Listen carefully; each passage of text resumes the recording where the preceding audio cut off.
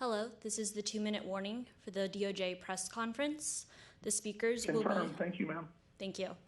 The speakers for the press conference will be in the following order: FBI Director Christopher Wray, U.S. Marshals Director Donald Washington, ATF Acting Director Regina Lombardo, BOP Director Michael Carville, DEA Acting Administrator Timothy Shea, and Attorney General William Barr. Thank you.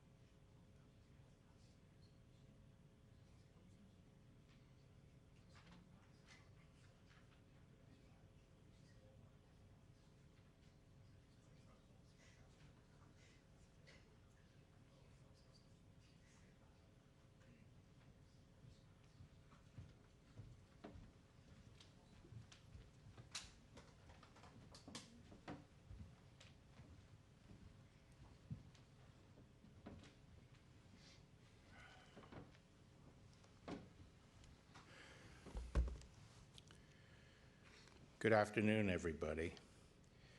Thank you for joining us at this remote press conference. Over the Constitution Avenue entrance to this building is a Latin inscription that translates, "Everything is created by law and order." That ancient principle still holds true. Our free society depends on the rule of law, the assurance that ordinary citizens can go about their lives without being subject to arbitrary violence or fear. When the rule of law breaks down, the promise of America does also. Our nation is now confronting two serious challenges to the rule of law. The first is a long-standing one, but was recently crystallized and driven home by the killing of George Floyd in Minneapolis. The video of the police conduct in this episode, as I said before, is harrowing. When you watch it and imagine that one of your own loved ones was being treated this way and begging for their lives, it is impossible for any normal human being not to be struck to the heart with horror. This matter is being pursued by both the state and the federal government. The state has filed already second-degree murder charges against one of the officers and aiding and abetting charges against the other 3 officers.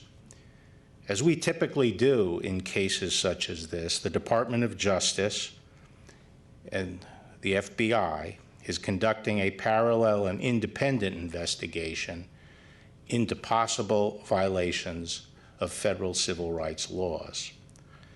The President has directed me to spare no effort. We are coordinating our work with the Attorney General of Minnesota, and as a matter of comedy, the Department of Justice typically lets the state go forward with its proceedings first.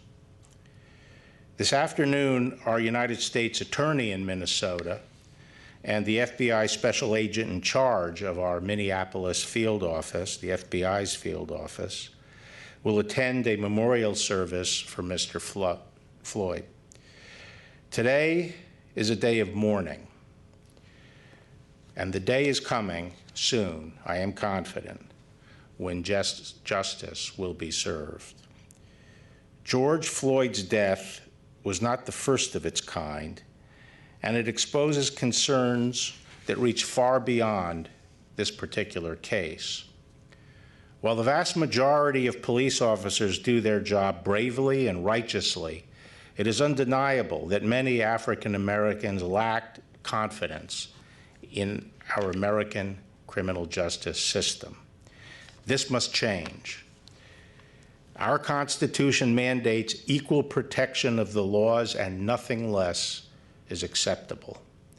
As the nation's leading federal law enforcement agency, the Department of Justice will do its part.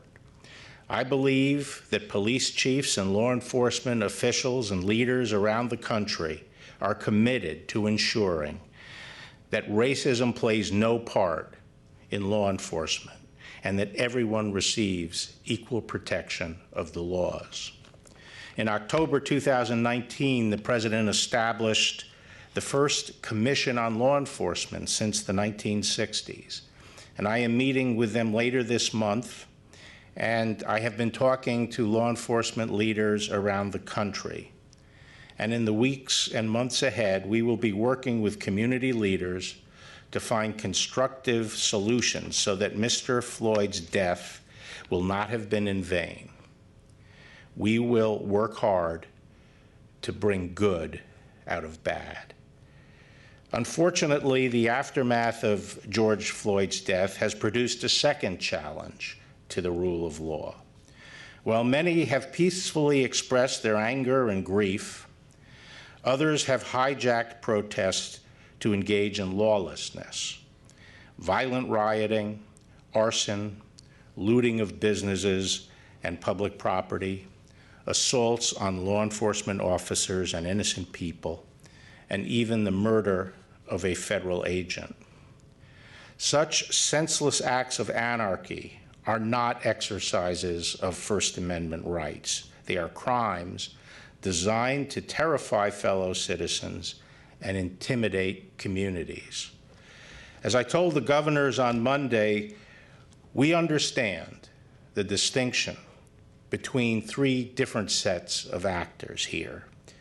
The large preponderance of those who are protesting are peaceful demonstrators who are exercising their First Amendment rights.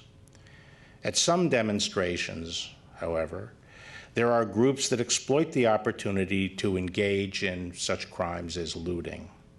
And finally, at some demonstrations, there are extremist agitators who are hijacking the protests to pursue their own separate and violent agenda. We have evidence that Antifa and other similar extremist groups, as well as actors of a variety of different political persuasions, have been involved in instigating and participating in the violent activity. And we are also seeing foreign actors playing all sides to exacerbate the violence. The Department of Justice is working to restore order in the District of Columbia and around the nation. Here in Washington, we are working with the local police, the citizen soldiers of the National Guard, and other federal agencies to provide safety and justice. We have deployed all the major law enforcement components of the department on this mission, including the FBI, the ATF, the DEA, the Bureau of Prisons, and the U.S. Marshal Service. Their leaders are with me today and will be talking shortly. I thank all of these leaders and their components for working bravely and professionally to protect the district. I'm pleased to say that, especially over the last 2 nights, the demonstrations, while large, have been peaceful. The Justice Department is also working closely with our state and local partners to address violent riots around the country. Our federal law enforcement efforts are focused on the violent instigators.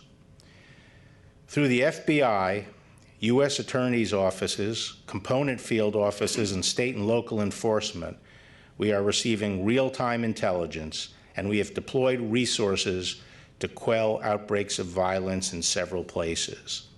I urge governors and mayors and other state and local leaders to work closely with the National Guard and with us. The federal government has thus far made 51 arrests for federal crimes in connection with violent rioting. We will continue to investigate, to make arrests, and to prosecute where warranted. When I was Attorney General in 1992, riots broke out in Los Angeles following the acquittal by the state of police officers accused of beating Rodney King. Ultimately, the Department of Justice, at my direction, filed federal civil rights charges against those officers. As President Bush assured the nation at that time, quote, "The violence will end, justice will be served, hope will return." The same is true today. The rule of law will prevail. Thank you. Now I'd like to introduce my colleague, Chris Wray, the director of the FBI, and I have to say, this is the FBI that I've had the pleasure of working with over the last few days, the FBI that I know and love, that have really stood up here and performed magnificently, not only here in DC, but around the country and in all their field offices. And their enforcement functions, their intelligence functions are now in full gear. And I'm confident that with the FBI's leadership, we are going to deal effectively with the criminals who are involved in extremist violence. Chris?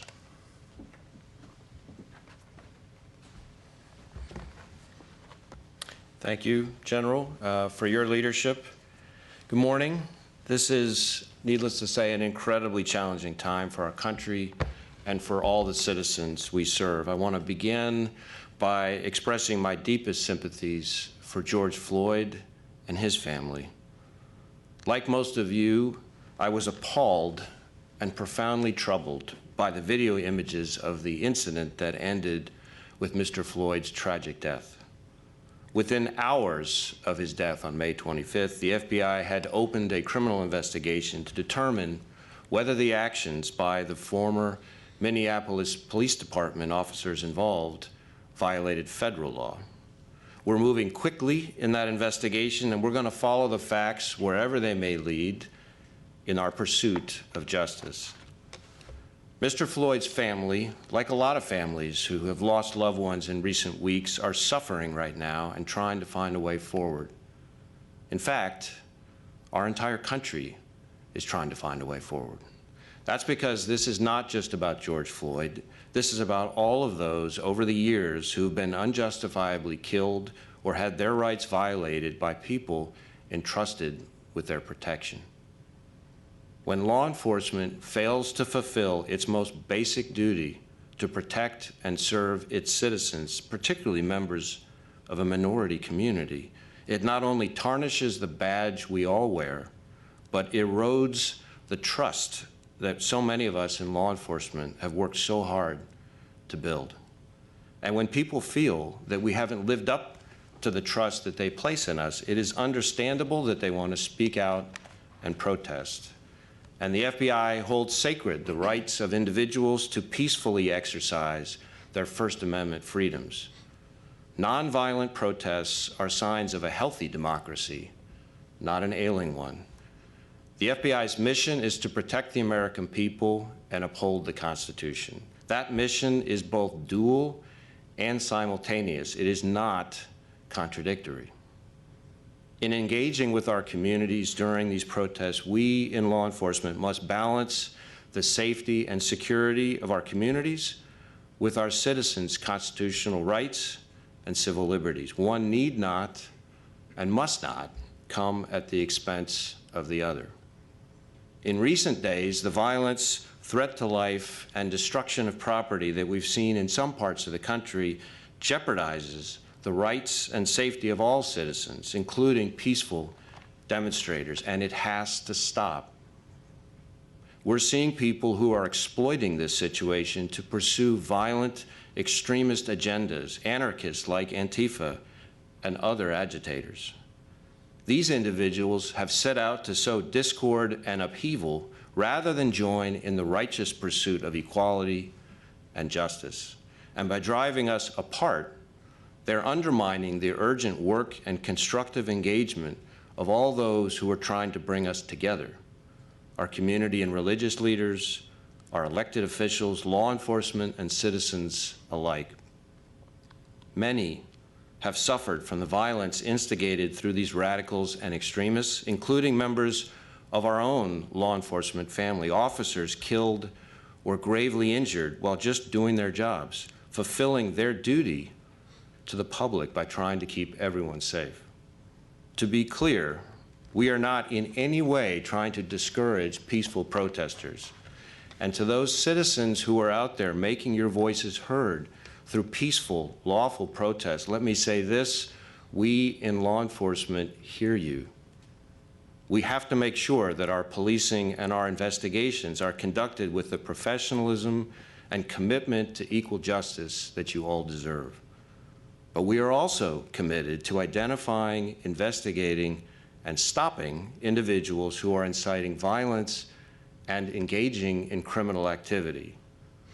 So at the FBI, we're focusing our efforts on supporting our law enforcement partners with maintaining public safety in the communities we're all sworn to protect. We're making sure that we're tightly lashed up with our state, local, and federal law enforcement partners across the country by standing up 24-hour command posts in all of our 56 field offices. We've directed our 200 joint terrorism task forces around the country to assist law enforcement with apprehending and charging violent agitators who are hijacking peaceful protests. On a national level, we're soliciting tips, leads, and video evidence of criminal activities through our National Threat Operations Center, NTOC. And over the past few days, like the Attorney General, I've been speaking with law enforcement leaders in various parts of the country to ensure that we're providing the support they need and to let them know that in every community, the FBI stands ready to assist wherever we can. The relationships that we've built with our law enforcement and community partners are more important now than ever, because the reality is we can't do our jobs without the trust of the American people. I want to close by reiterating that the FBI will remain steadfast in its mission to protect the American people and uphold the Constitution. Protecting civil liberties and civil rights has been part of our mission since the days of the Civil Rights Movement. Those investigations are at the heart of what we do for the simple reason that civil liberties and civil rights are at the very heart of who we are as Americans. Before the Civil Rights Act of 1964, the federal government largely left protection of civil rights to state and local governments, and it took the Mississippi burning case and the Civil Rights Act for the federal government and the FBI to get off the sidelines and to begin to fully protect civil rights for all people of color. Since then, we've been working hard to identify and prevent hate crimes and to investigate abuses of power and authority. Our civil rights cases are among the most important work we do, and that will never change. Now, I will repeat today what I've long believed about the men and women of law enforcement. It takes an incredibly special person to willingly put his or her life on the line for a complete stranger. And to get up day after day after day and do that is extraordinary. And in these turbulent times, we won't forget the bravery of our law enforcement members who have risked life and safety to protect the public and keep the peace. But the difficulty of that job doesn't diminish the role we play in society, which is to protect and serve all citizens, no matter their race, creed, orientation, or station in life. And when we lose sight of those solemn obligations to the citizens we serve, the protectors can quickly become the oppressors, particularly for communities of color. As law enforcement, we're bound by an oath to serve all members of our community with equal compassion, professionalism, dignity, and respect. The American people should expect nothing less from us. Thank you.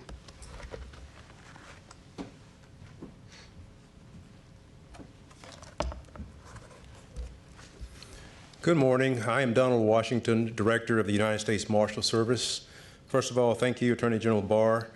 Let me begin by specially noting that today marks the first of 3 days in which the family, the friends, and the loved ones will host memorials to honor the life of George Floyd in Minnesota, North Carolina, and in Texas. On behalf of the men and women of the United States Marshal Service and personally, I extend my deepest sympathy and my heartfelt condolences to the family of George Floyd. What started as peaceful protests in Minnesota after the death of Mr. Floyd has morphed into a national emergency, resulting in many injuries to many people, thousands of arrests, along with arson, theft, and vandalism to property in many cities.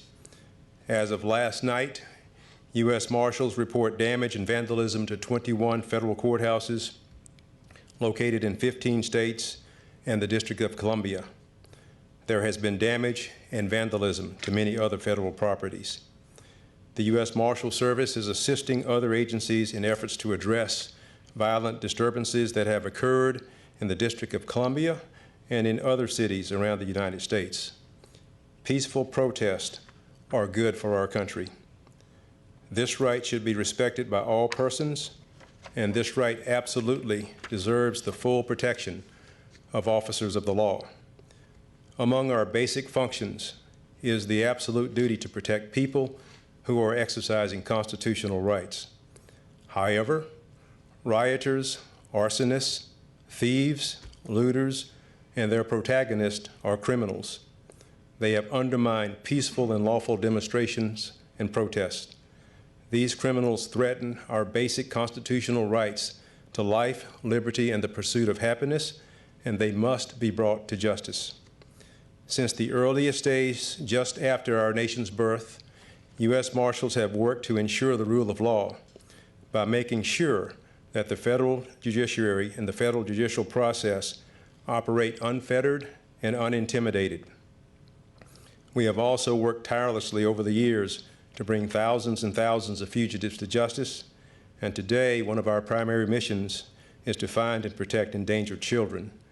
In the last week, U.S. Marshals have coordinated with U.S. attorneys and state, local, and federal partners to protect protesters and to address the criminal acts of others. Deputy U.S. Marshals are assisting with and conducting criminal investigations required by the criminal acts of persons who are instigating and causing violence against persons and property, where such acts violate federal laws. Working with our local law enforcement partners, we are also securing federal properties threatened by criminal acts and protecting persons from the violent acts of others. I believe strongly that this special mission is important to our democracy. We will protect those who are engaged in lawful protests, but we will arrest those who commit felonies in our presence. We are working violent crime warrants and investigating gang activities that incite riots or terrorism. We are assisting and partnering with federal, state, and local authorities consistent with our broad federal jurisdiction. To our local governments and private sector leaders, we know that we are stronger, much stronger, when we work together. We will achieve our collective goals of protecting lawful protesters and lawful protests while also enforcing the law. I do not pretend even for a moment to speak for the other leaders here, but I am certain that we all want local leaders to have the confidence and the conviction to request and utilize all available resources to fight violence and to protect our communities. The U.S. Marshal Service is your partner too. In summary, the U.S. Marshal Service will continue to perform our many day-to-day missions, and we will also assist our federal, state, and local partners during this emergency. We will work urgently to keep citizens and law enforcers safe. I thank our concerned citizens for their patience and for their continuing support, and I look forward to any questions you may have. Thank you.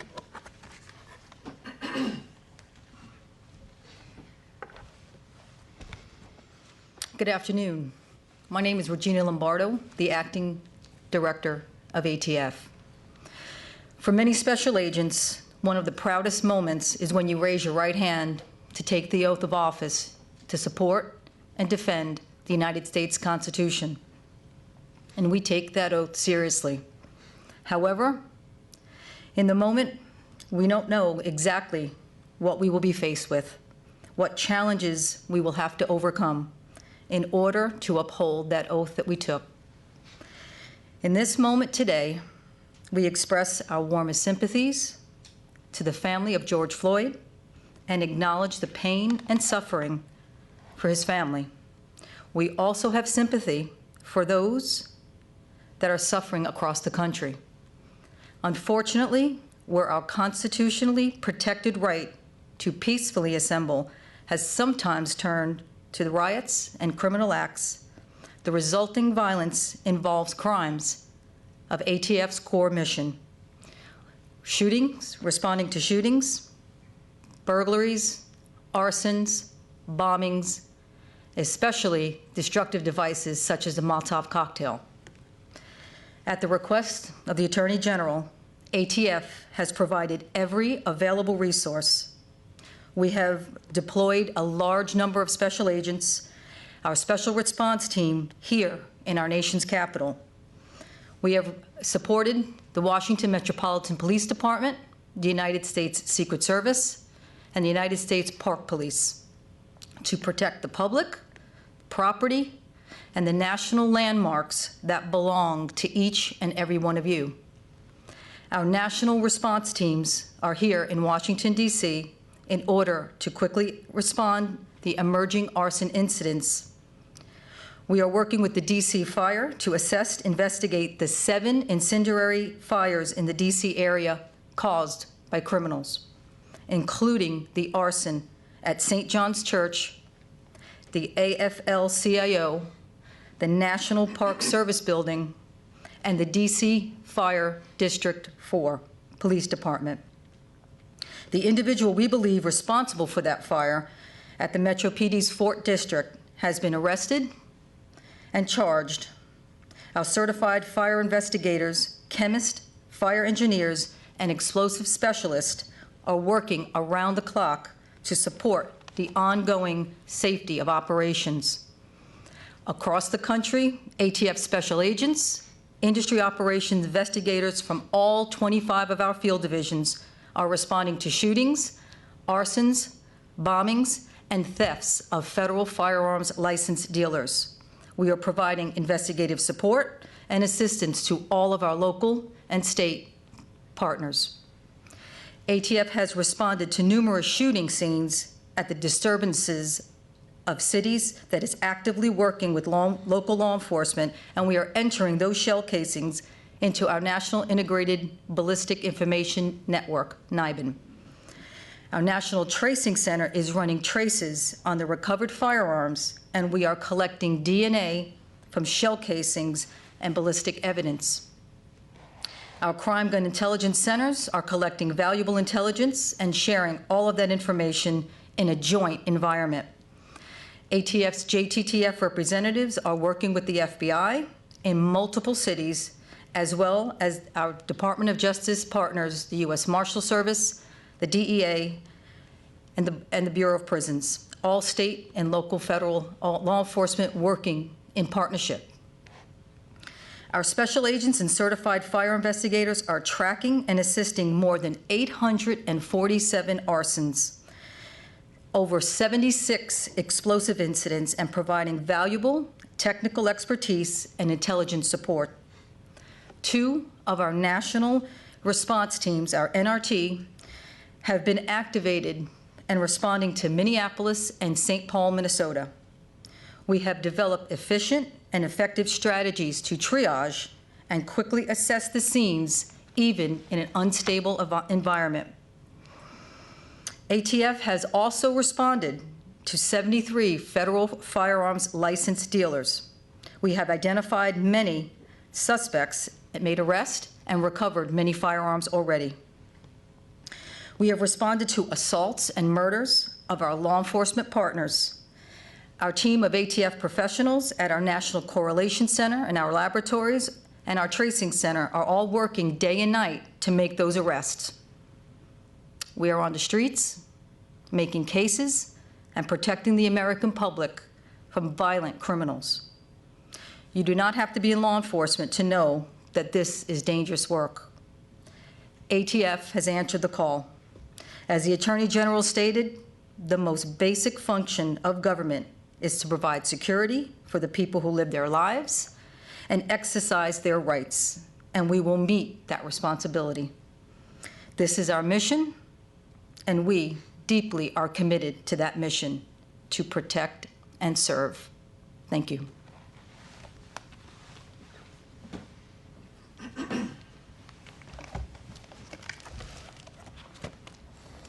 Good morning. My name is Michael Carville, the Director of the Federal Bureau of Prisons. The Bureau of Prisons staff are federal law enforcement officers who are often called upon to assist during crisis situations within our communities. The Attorney General asked the BOP to request and assist other law enforcement agencies in maintaining order and peace in the District of Columbia. BOP crisis management teams are highly trained to deal with various types of emergency situations, including crowd control and civil disturbances.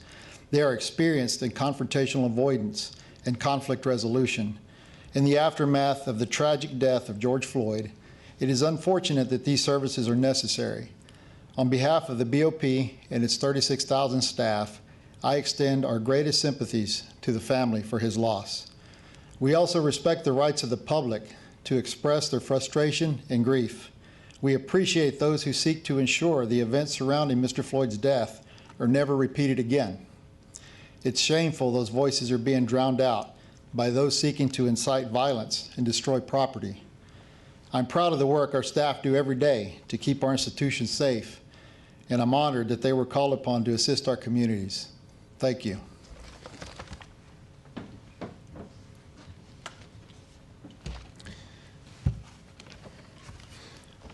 My name is Tim Shea. I'm the acting administrator of the Drug Enforcement Administration, and I'm honored to represent the brave men and women of the DEA and to share with you the important work our special agents have been performing these last few days.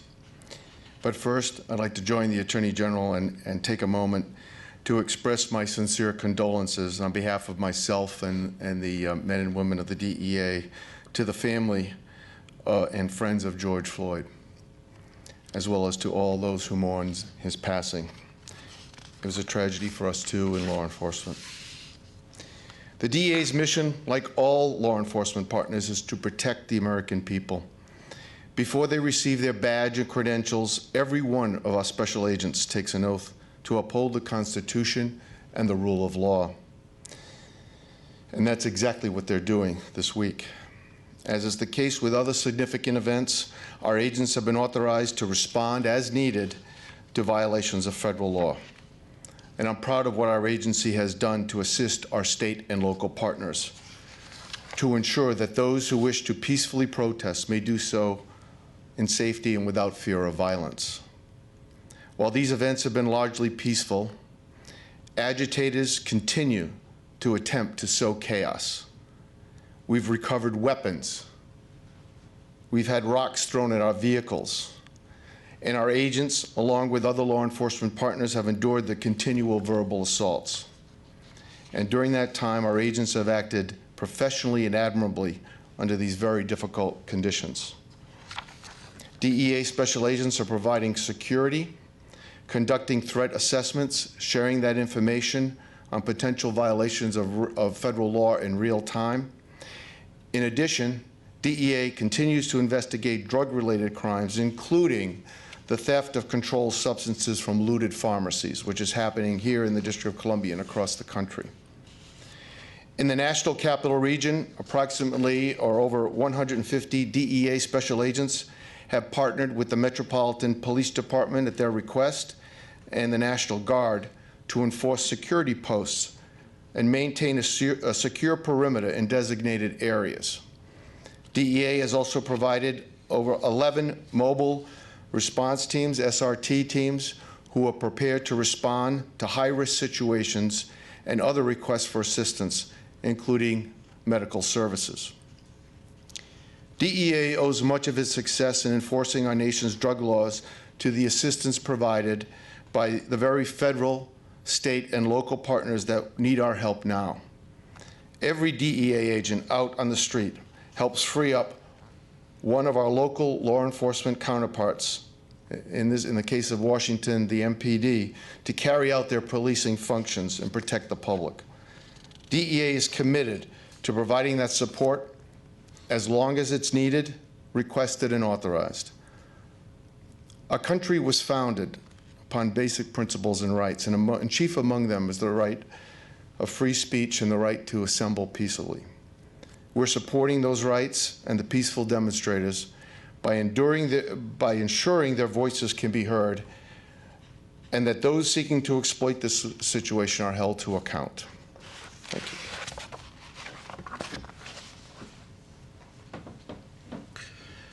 Thank you. And with that, I'll open it up to questions. Thank you. To ask a question, you may press star and one. Once again, ladies and gentlemen, it's star and one to ask a question.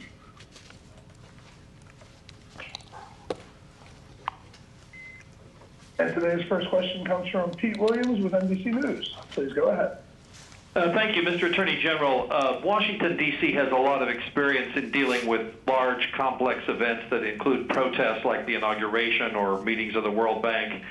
Why did you think it was necessary for you to take command of this, and where does that authority come from?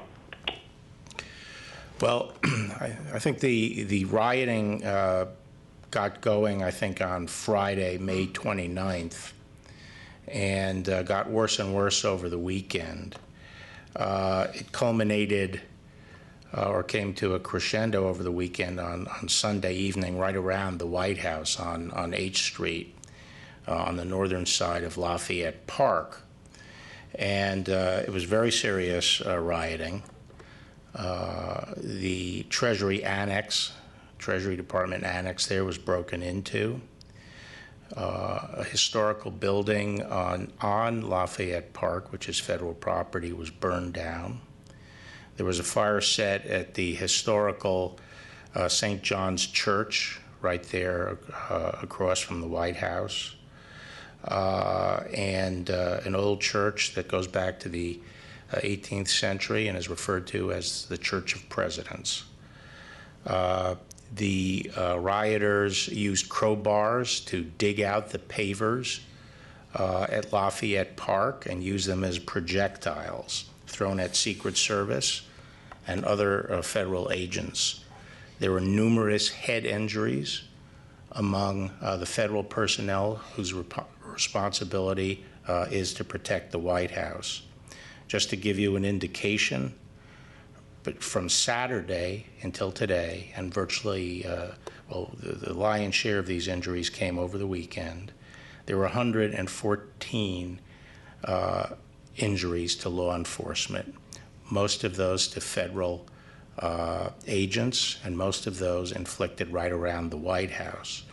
There were 22 hospitalizations, and most of those were serious head injuries or concussions that required monitoring and treatment. On Monday, the President asked me to coordinate the various federal law enforcement agencies, not only the multiple Department of Justice agencies, but also other agencies such as those in the Department of Homeland Security. So we had a coordinated response and worked with the National Guard and also with the DC Police. That morning, we decided that we needed more of a buffer to protect the White House and to protect our agents and Secret Service personnel who could be reached by projectiles from H Street.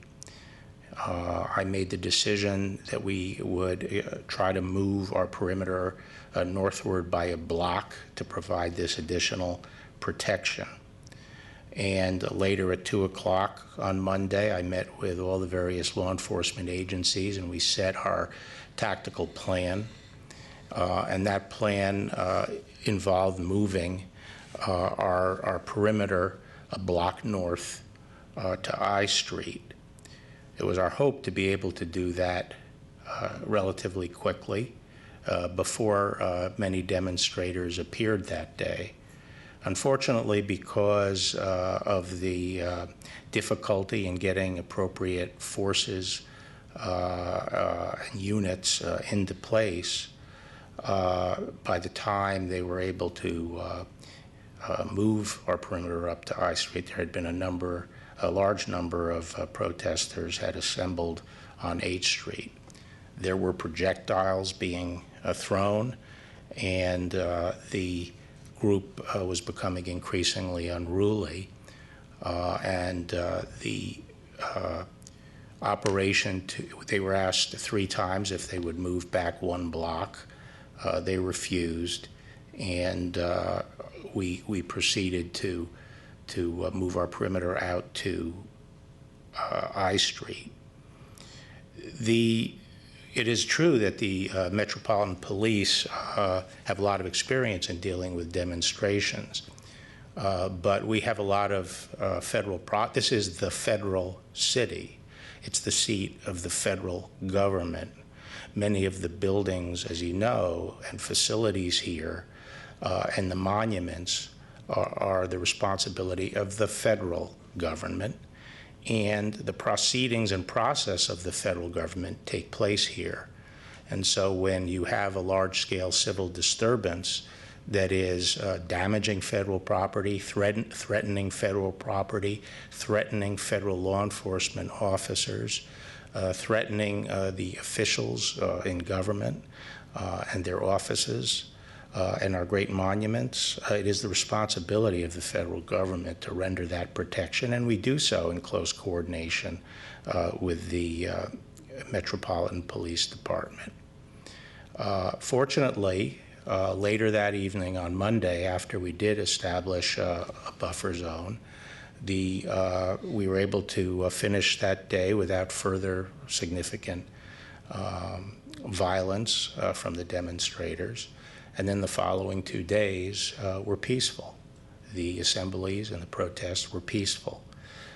So we're pleased with that. We're working closely with the Metropolitan Police to plan out the remainder of the week. Next question. Our next question comes from Pierre Thomas with ABC News. Please go ahead. Good afternoon, Attorney General Barr. Couple of very good questions for you, if I may. Yesterday, the department charged 3 members of the group, or associated with the group Boogaloo, a far-right extremist group known as a far-right extremist group.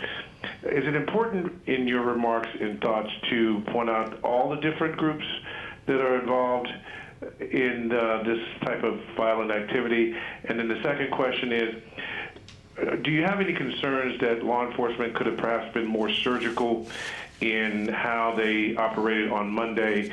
And many of the people who were moved forcibly were peaceful protesters, sir. Well, I do think it's important to point out the witch's brew that we have of extremist individuals and groups that are involved, and that's why in my prepared statement I specifically said, in addition to Antifa and other extremist groups like Antifa, there were a variety of groups and people of a variety of ideological persuasions. So I did make that point. I'm not going to get too specific, but the intelligence being collected by our U.S. Attorney's Office, particularly integrated by the FBI from multiple different sources, is building up. There are some specific cases against individuals, some Antifa related. A lot of the extremists are involved in egging on violence and participating in violence, providing the means of violence, and we are pursuing those cases. At the same time, there's a lot of, I would also add, there's a lot of disinformation out there, people posing as different, as they're members of the different groups, so you sometimes have to dig a little deeper to determine exactly what's going on. There are some groups that don't have a particular ideology other than anarchy. There are some groups that want to bring about a civil war, the Boogaloo group, that has been on the margin of this as well, trying to exacerbate the violence. So we are dealing with, as I say, a witch's brew of a lot of different extremist organizations. Maybe Chris would have something to add to that.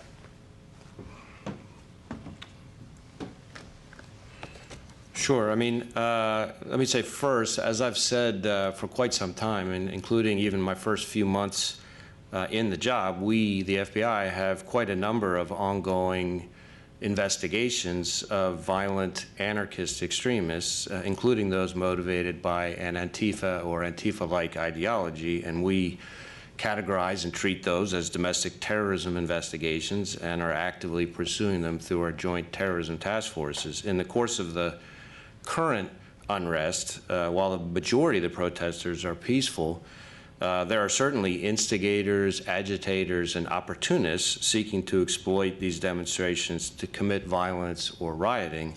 And exactly who these people are, who's driving them, what tactics they use varies widely sometimes from city to city, sometimes even from night to night. And we're working with all of our law enforcement partners to gather as much information as we can about that topic and to bring federal charges where appropriate and possible. So we're about the violence. We're not about the ideology. And it doesn't matter what your ideology is. If you commit violence or rioting or acts that we would consider terrorism, we're going to pursue it. The second part of your question, Pierre, I mean, one of the difficulties is that while there are peaceful demonstrators and participants in these protests, it is the instigators, those committed to violence, basically shield themselves by going among them and carrying out acts of violence. Those I saw the projectiles on Monday when I went to Lafayette Park to look at the situation, and as one of the officials said, that he pointed out various knots of people where the projectiles were coming from, and we could see, and it was a lot of demonstrators, and it's hard to know exactly where they're coming from. Frequently, these things are thrown from the rear of the demonstration. But we could not continue to protect the federal property involved and protect the safety of our agents with such a tight perimeter. And so our object was to move it out by one block. The next question, please. Our next question comes from David Spunk with Fox News. Please go ahead. Hello, Mr. Attorney General. Yesterday, your colleague over at the Department of Defense Secretary Esper expressed some regret in the way that things were handled at Lafayette Park, Lafayette Square, posing in a picture with President Trump, said he wants to stay apolitical, stay out of things. As you mentioned, you had this job in 1992. You saw this during the Rodney King riots. What do you think about politics, and do you believe that you're being too political in this by standing in a picture with the president in front of the church? What is your take on this compared to what Secretary Esper said? Yeah, I don't know what he was conveying there. Obviously, my interest was to carry out the law enforcement functions of the federal government and to protect federal facilities and federal personnel, and also to address the rioting that was interfering with the government's function. And that was what we were doing. I think the president is the head of the executive branch and the chief executive of the nation, and should be able to walk outside the White House and walk across the street to the Church of Presidents. I don't necessarily view that as a political act. I think it was entirely appropriate for him to do. I did not know that he was going to do that until later in the day, after our plans were well underway to move the perimeter. So there was no correlation between our tactical plan of moving the perimeter out by 1 block and the president's going over to the church. The president asked members of his cabinet to go over there with him, the 2 that were present, and I think it was appropriate for us to go over with him. Next question. Thank you, sir. Our next question comes from Mike Balsamo with the Associated Press. Please go. Thank you, Mr. Attorney General. Can you expand a little bit on your comments that foreign actors are responsible or working to exploit all sides here? And do you believe that's an organized disinformation effort from a foreign government? And have you identified, which countries are responsible for that? And then I have a separate question for Director Carville, if I could, right after that. Okay. I might ask Chris if he cares to provide a little more detail. I'm not sure how much detail we want to get into, but people shouldn't think that countries that are hostile to the United States, that their efforts to influence the U.S. or weaken the U.S. or sow discord in the U.S. is something that comes and goes with the election cycle. It is constant. And they are constantly trying to sow discord among our people. And there's a lot of disinformation that circulates that way. And I believe that we have evidence that some of the foreign hackers and groups that are associated with foreign governments are focusing in on this particular situation we have here and trying to exacerbate it in every way they can. Unless Chris has something to add, I can turn it over to, yeah. Not a whole lot that I can say here, other than to say that it is unfortunately not unusual for foreign actors to choose to try to amplify events in this country to sow divisiveness and discord, and in particular through the use of state-associated media from some of those countries, but also social media provides a bullhorn or an amplifier to gin up more controversy where controversy may already exist, and to try to generate upheaval in that regard. And those foreign actors should know that we're watching it extremely closely and are prepared to act if necessary. And what's your question for Mr. Carville? Director, can you address some concerns that have been raised in the last few days about the BOP, specifically that some officers stationed around D.C. Have said that they've been specifically told not to tell people that they work for the federal government? And last night we learned an inmate at the MDC in Brooklyn had died after officers used pepper spray on him after he barricaded himself. Do you have concerns there that non-lethal force resulted in someone's death?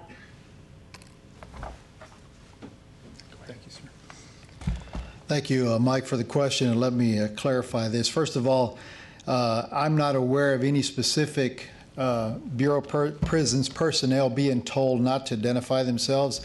What I attribute that to is probably the fact that we normally operate within the confines of our institution and we don't need to identify ourselves. Most of our identification is institution specific and probably wouldn't mean a whole lot to people in DC. I probably should have done a better job of marking them nationally as the agency. Point is well taken, but I assure you that no one was specifically told, to my knowledge, not to identify themselves. As for your question regarding the incident at MDC Brooklyn, what I can tell you, we did do a press release with the information in there. It was, as you stated, an incident involving a disruptive individual down in a cell. The officers did utilize pepper spray, as you say, OC, and afterwards the individual unfortunately died. What I will tell you is that we immediately referred the case to the FBI and the Office of Inspector General. I was actually notified this morning that the Officer Inspector General is going to take that case. And that's about all I can comment on because the matter is under investigation. Let me just add that the Bureau of Prisons SORT teams are used frequently for emergency response and in emergency situations and either civil disturbances or hurricanes or other things like that.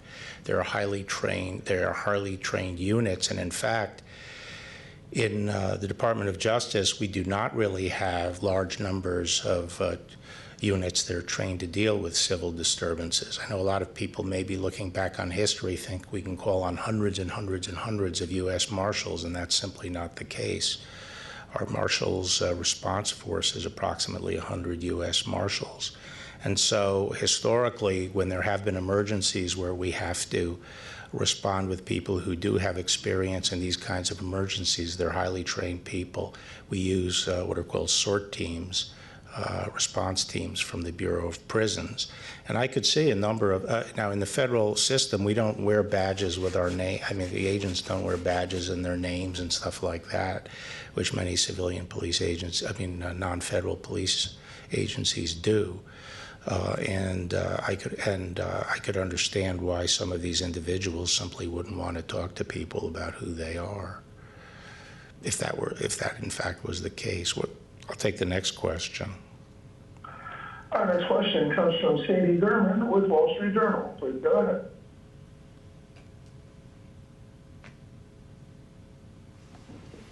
Sadie, your line is open now. Can you hear me? Yep. Hi there.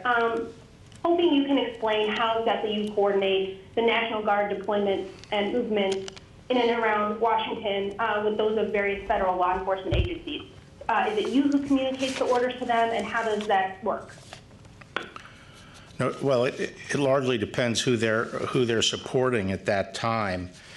Some of the National Guard were supporting the Metropolitan Police Department, and some of them would be out beyond the White House perimeter, working the streets with MPD.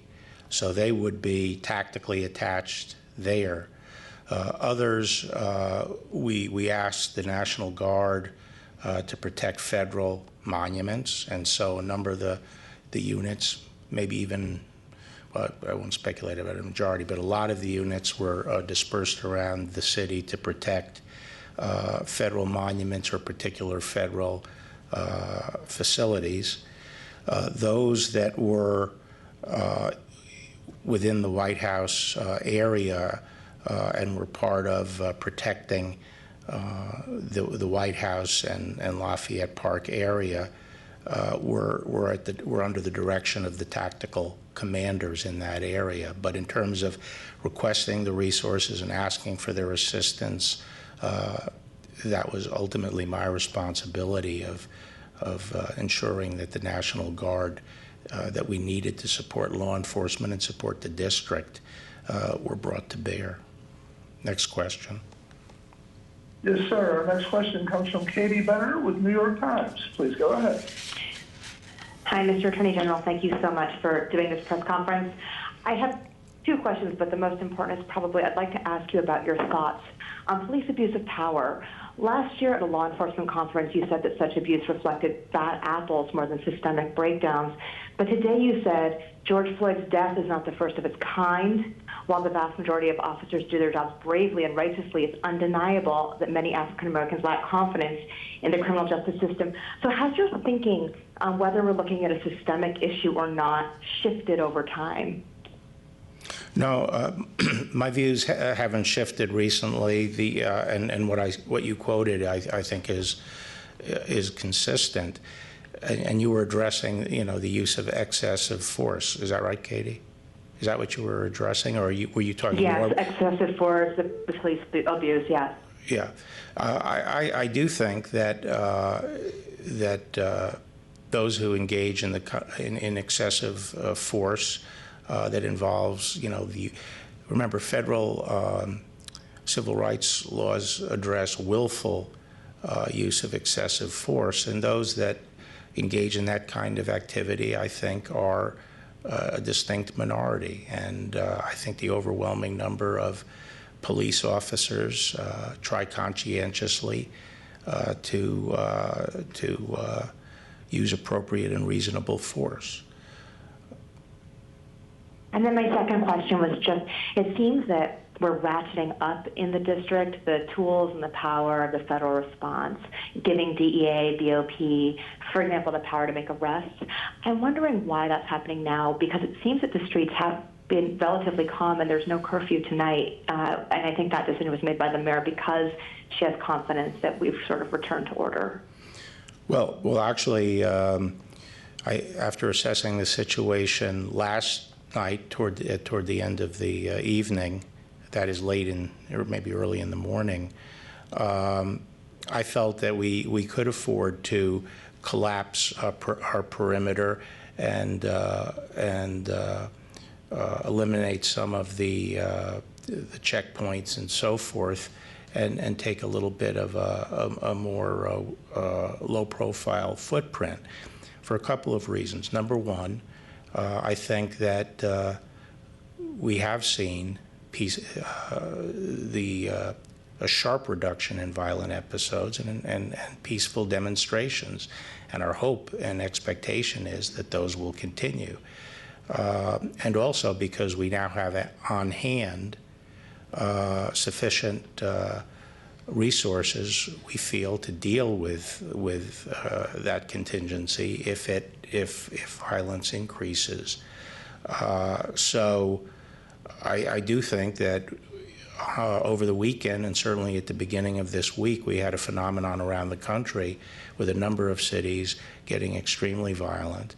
A lot of officers have been hurt around the country, a lot of victims, a lot of property damage. And as I said, on Sunday, it was probably the peak of violence in D.C., and on Monday, we were still facing very large demonstrations that were belligerent and throwing projectiles, although the evening ultimately ended more peaceably. So as I told the governors on Monday, it's very important to use sufficient forces, law enforcement, to establish law and order in a city when you have riots running. If you use insufficient resources, it's dangerous for everybody. It's dangerous for the officers, it's dangerous for the protesters, it's dangerous for the population, because things can easily get out of control and you lose control of events. That's what riots are. And the way to address it is to make sure the resources are there and that people understand the resources are there to deal with that kind of violence. And I think once that occurred, it provided an environment where things could quiet down, and they did quiet down, and hopefully they will stay quieted down. Next. Okay. I think that was it. I appreciate everyone's attendance.